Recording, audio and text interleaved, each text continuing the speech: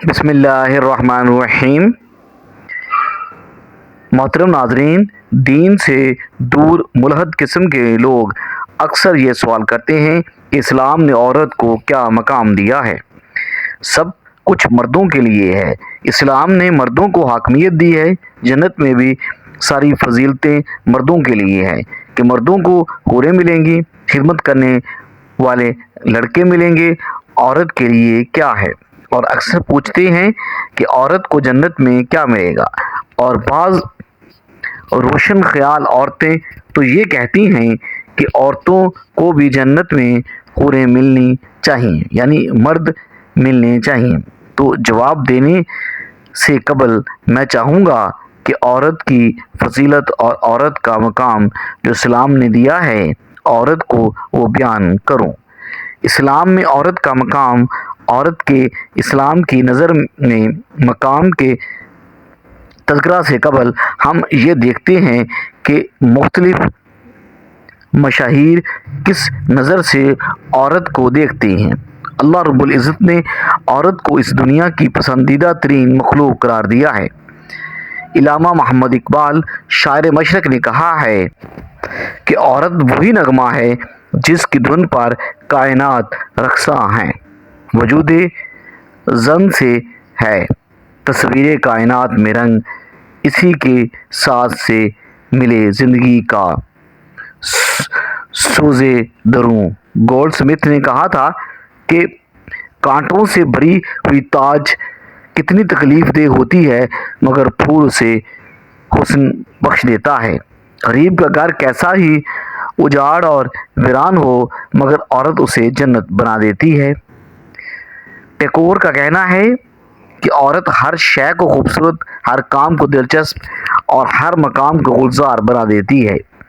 اس کے وجود نے اپنے لیے اینٹ، گارے اور چونے پتھر سے بھی تاج محل کھڑا کروا لیا ہے۔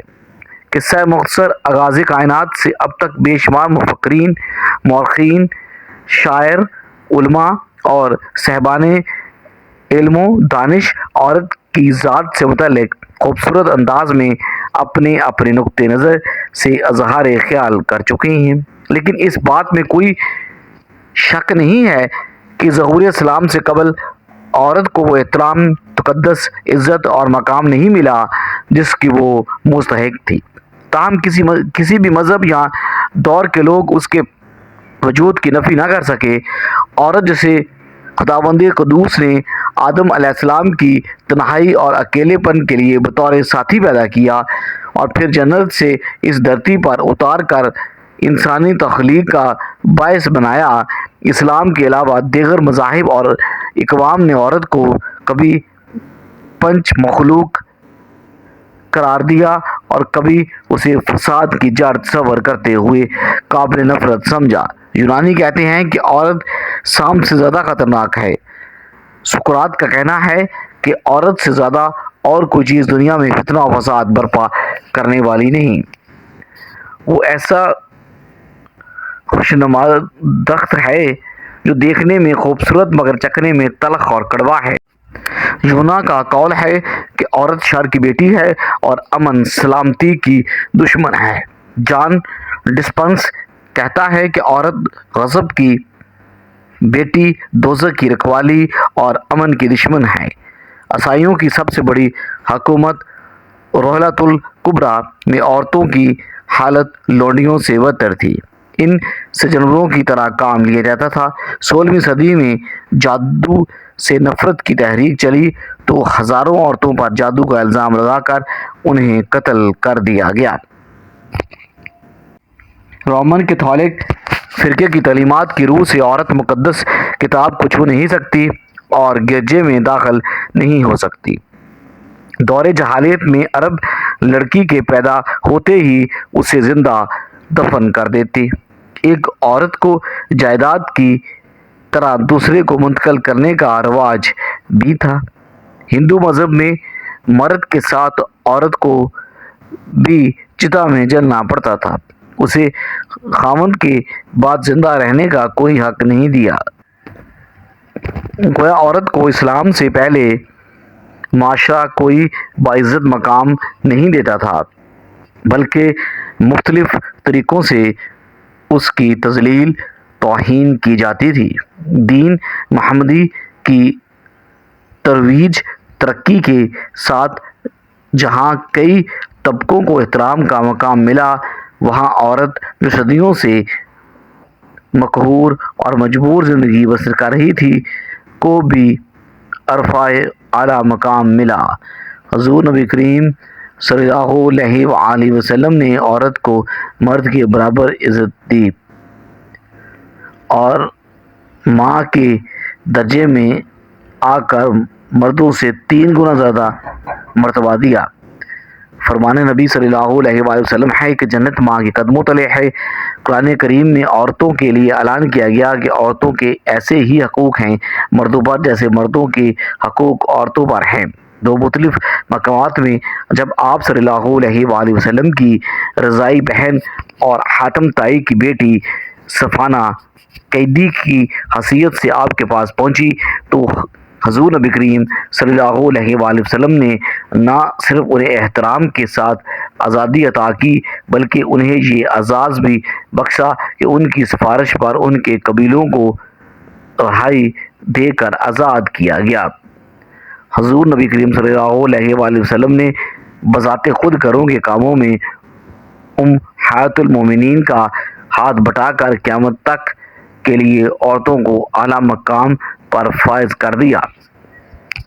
اسلام عورت کو ہر قسم کی آزادی دیتا ہے، اس کی صلاحیت کی قدر کرتا ہے، مگر حجاب و احساس عفت کی شرط کے ساتھ اسلام نے عورت پر سب سے بڑا احسان یہ کیا کہ اس نے اس کی حیثیت جو کہ رومیوں، یونانیوں، بابلیوں اور قدیم عیسائیوں کے زیر اثر کمتر چلی آ رہی تھی کا مکمل خاتمہ کیا۔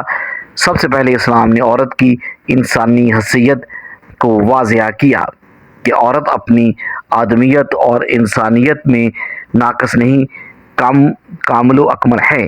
قرآن کریم میں ارشاد باری تعالیٰ ہے کہ ہم نے سب کو ایک مرد اور ایک عورت سے پیدا کیا۔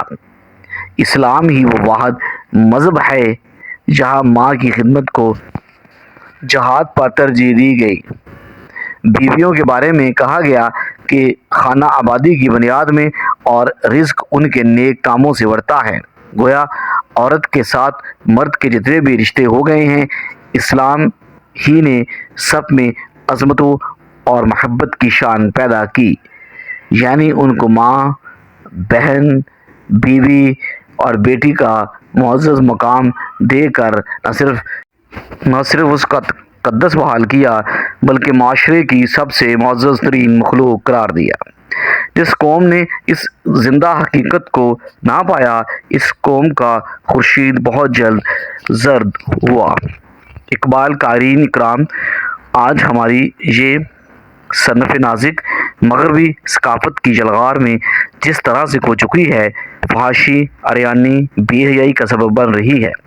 ہمیں چاہیے کہ ہم اپنی اولادوں کی تربیت ایسے خطوط پر کریں کہ ہماری بیٹیاں، بہنیں اور مائیں جن مغربی ضابطوں پر فخر کر رہی ہیں وہ فلاح کا راستہ نہیں بلکہ سیدھا جہنم کی طرف لے جانے والا ہے۔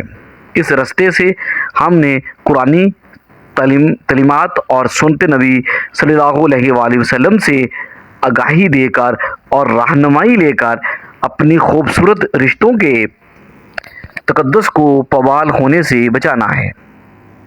اب آتے ہیں اس سوال کی طرف کہ جنت میں عورتوں کو کیا ملے گا، اور بعض دین سے دور اور روشن خیال عورتیں یہ کہتی ہیں کہ جس طرح مردوں کو حوریں ملیں گی اس طرح عورتوں کو بھی مرد ملنے چاہیے۔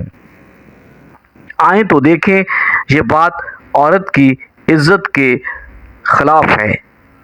مرد دنیا میں 4 شادیاں کر سکتا ہے، لیکن اگر کوئی عورت کہے کہ نہیں مجھے بھی 4 مرد چاہیے ہیں تو یہ بات عورت کی عزت کے خلاف ہے اور اسے بے غیرتی کہا جائے گا۔ تو پہلا جواب تو یہی ہے کہ عورتوں کو جنت میں مرد نہیں ملیں گے، مردوں کو حوریں ملیں گی۔ اب آتے ہیں دوسرے جواب کی طرف کہ آخر عورتوں کو جنت میں خاص طور پر کیا ملے گا؟ آئیں سماعت فرمائیں۔ حضور سرور کائنات حضرت محمد مصطفیٰ صلی اللہ علیہ وآلہ وسلم پر جب سورۃ رحمان نازل ہوئی اور سورۃ رحمان کے اندر اللہ تعالیٰ نے جنت کا تذکرہ فرمایا اور جنت کی حوروں کا ذکر فرمایا۔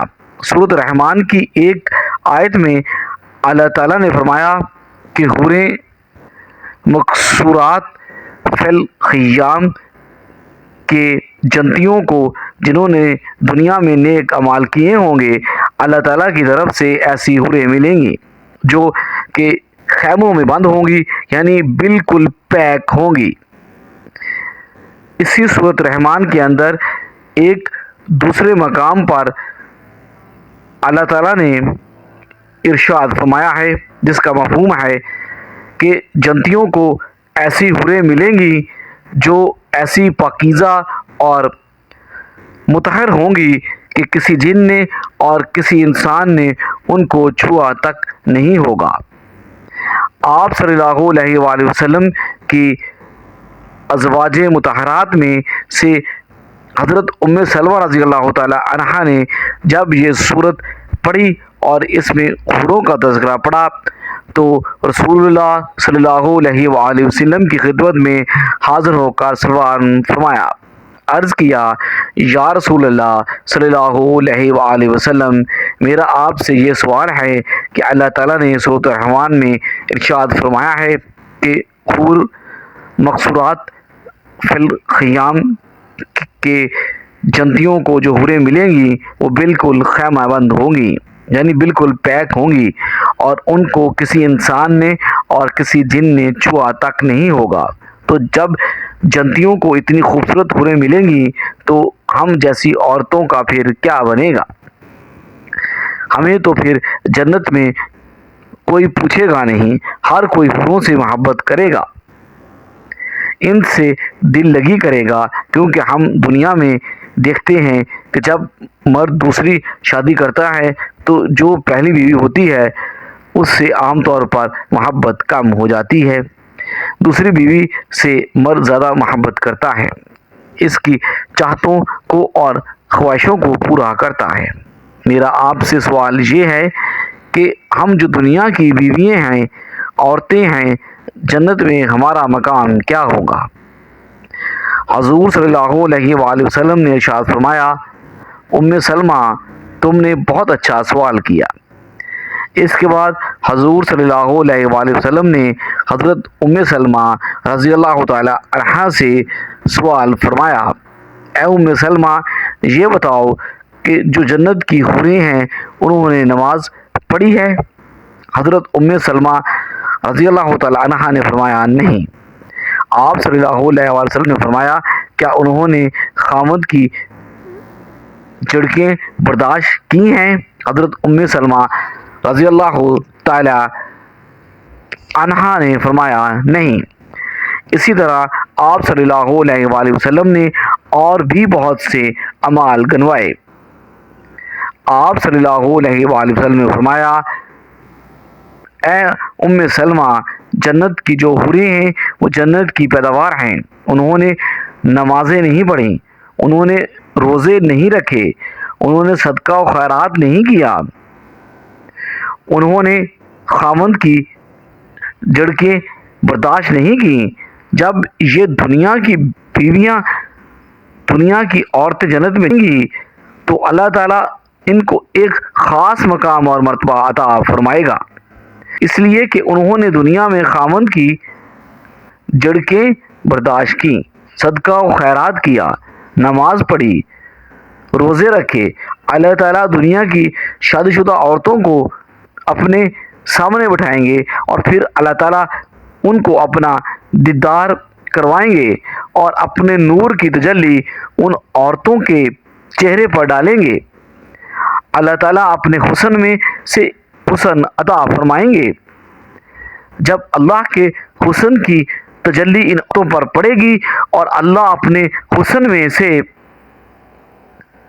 ان کو حسن عطا فرمائیں گے تو وہ اتنی زیادہ حسین و جمیل ہو جائیں گی کہ جنت کی حوریں بھی شرمائیں گی۔ جب یہ دنیا کی بیویاں حوروں کے سامنے جائیں گی تو حوروں کو اپنے حسن پر بڑا ناز ہوگا اور وہ دل میں کہہ رہی ہوں گی کہ ہم سے زیادہ حسین و جمیل کوئی نہیں۔ لیکن جب دنیا کی عورتوں کو بیویوں کو دیکھیں گی تو شرم کے مارے چہرے نیچے کر لیں گی اور ان کے حسن کے سامنے حوروں کا حسن و جمال پڑ جائے گا۔ اللہ تعالیٰ ان دنیا کی بیویوں کو جنت کی حوروں ملکہ بنا دیں گے اور یہ دنیا کی نیک بیویاں جنت حوروں پر راج کریں گی۔ خلاصہ یہ کہ اللہ تعالیٰ جنت میں مردوں کو حوریں عطا فرمائیں گے لیکن دنیا کی عورتوں حوروں کی ملکہ بنائیں گے، یعنی دنیا کی بیویوں کو اللہ بادشاہت عطا فرمائیں گے۔